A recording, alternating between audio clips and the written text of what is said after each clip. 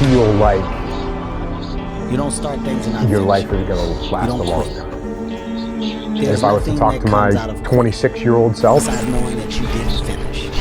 We I would finish tell everything. You that started, kid finish it. If you're gonna do it, that do you it to don't try have and time. be the best. Not And- be better than other people. Be the best for you. Your life is a book.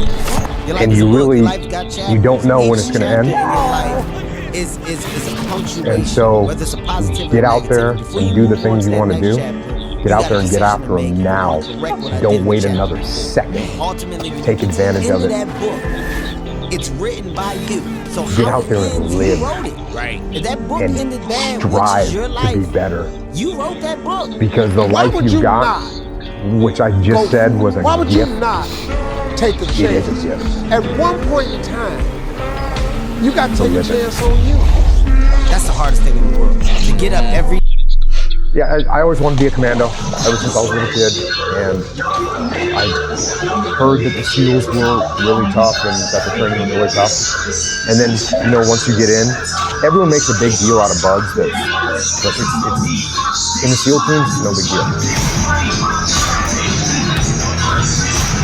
Everyone goes through it. You get cold, you get wet, whatever. You do a bunch of push-ups and pull-ups and dips. Anyone that gets to the SEAL teams and does deployments overseas and has a real career, they're not talking about bugs training. It just doesn't mean it. I had a guy that was, NCAA water polo team captain champion. He quit. And I had a guy that was an Olympic ultimate gymnast, and he quit. Just because someone's a good physical athlete, it doesn't mean that they're a good SEAL. Because being a good SEAL is a lot more than just being a good athlete. Being a good athlete is like the baseline. And it's everything that you learn to do after that. A good leader, a guy that's tactically sound, a guy that makes good decisions, a guy that's good under pressure, a guy that doesn't ever give up on trying to accomplish a mission.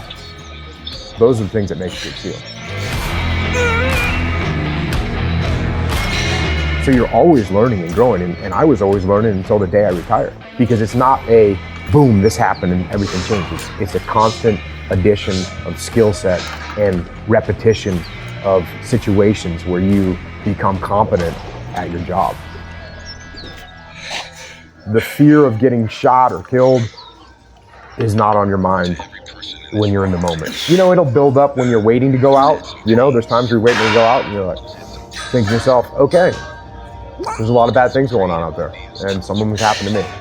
But I think at some point you realize that there's nothing you can do about that. Other than just quit and just resign yourself to a life of cowardice. But if you opt to not do that and you step up and say, okay, I'm ready. And if I die, I die. And once you overcome that, then nothing else to be afraid of. There's no one that wishes for peace more than people that have been to war. Because when the war drums sound, it's my friends that are going to fight. That's who's going to fight. It's my friends that are going to put their lives on the line. So when the war drums sound, the people that have been to war are the ones that actually say, let's think about this first. Because like I said before, and like everyone says all the time, and they say it like it's no big deal, but war is hell. When you take an 18-year-old kid and you're gonna go put him in a situation where he's gonna have to kill people and possibly get wounded or possibly get killed himself, that's a traumatic experience. And so before you do that, you should think about why you're doing it and understand if the people have the will to fight. And the will to fight, as I've said many times before, the will to fight is the will to kill, and it's the will to die. And those are some pretty big wills that you need to have. Almost immediately, we're going to memorial services for Army guys that are killed, which was a rude awakening. So that's the welcome to Ramadi.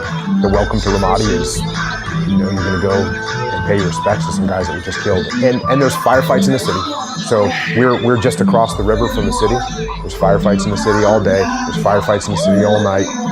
We're on the rooftop of our building. You sit there and watch tracer fire go back and forth. We're shot at from, across the riverbank. It was legit. It was legit combat. It was a legit bad scenario with a sustained combat operation. How do you lead your men through that when you know they're dealing with not only the funerals, which definitely take a psychological toll, but then even that just constant firefighting over there? I mean, do you have to switch up your gear and think, okay, I got to lead stronger, or maybe a little easier in certain scenarios? Are you changing? Yes, you do have to modulate your leadership, and you have to do that if you're in the business world. You have to do that if you're leading any kind of team. You've got to modulate, and you've got to recognize when your guys need to be pushed and when your guys need to be not pushed and given a rest. So you're constantly doing that, regardless of what kind of team you're leading. And in combat, I say all the time, it's amplified, because if you push your guys too hard in combat, they're going to break. Whereas in business, maybe they make errors on something, or maybe they do snap. I mean, it does happen in the business world where people can't take it anymore. But in combat, it'll happen very quickly. And so, you're constantly modulating and taking measure of where your guys are at. And, sometimes I didn't do a great job of that. Sometimes I went a little far and said, ooh, wow, I just saw the look on that guy's face. He needs a rest. And I should have recognized that earlier.